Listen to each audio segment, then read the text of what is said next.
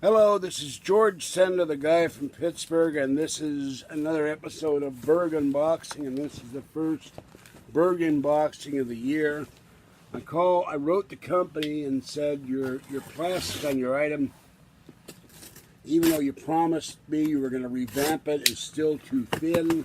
The thing breaks too easily. So they have sent me a new one. And I have the one I'm using for this on this iPad, and it's still. I had to crazy glue it when the handles. It's a problem. The handles break off because the plastic's too thin.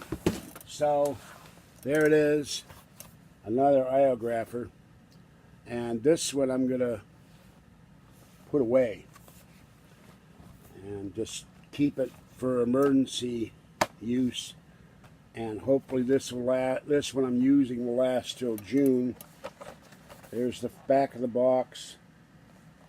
It goes on a tripod, and you've got hot shoes and all that. It says attach lighting and microphones for quality audio visual. You could also attach a light, add 37mm lenses, stabilize your shots with steady grip handles. I'm going to figure out something to put on these handles on the edges where they're rounded corners, where the handles snap off all the time, to reinforce that. I haven't figured out what yet. Maybe caulk or something. I don't know.